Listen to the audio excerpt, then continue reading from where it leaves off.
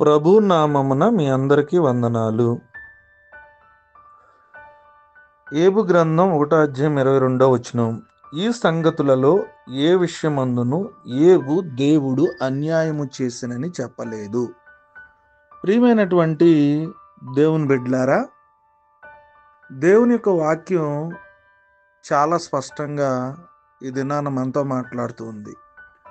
మన జీవితంలో కొన్ని సంఘటనలు, పరిస్థితులు అనుకూలంగా ఉండొచ్చు, కొన్ని పరిస్థితులు మనకు వ్యతిరేకంగా ఉండొచ్చు. అది నీ ఉద్యోగంలో కావచ్చు, ఆరోగ్యంలో కావచ్చు, వివాహ జీవితాల్లో కావచ్చు, అనేకమైనటువంటి పరిస్థితుల్లో కావచ్చు, ప్రియమైన దేవుని బిడ్డలారా, వ్యాపారంలో కావచ్చు.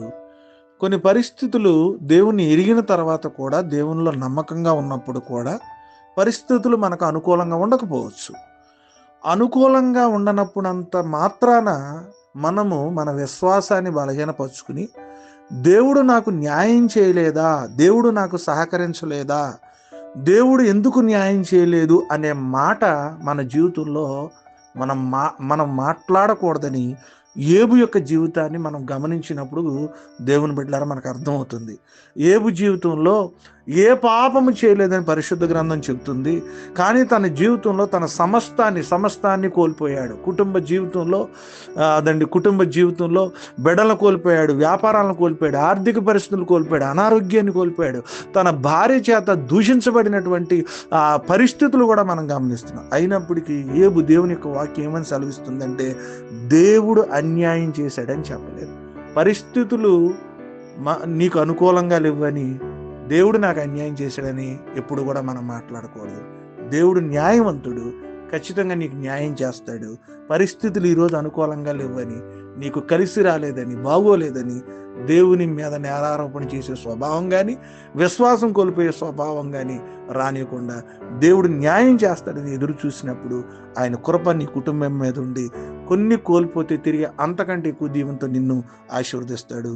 ఈ మాటలు, కొద్ది మాటలు దేవుడు మన వెనుకలో ఫలించి ఆశీర్వదించుగాక. ఆమేన్.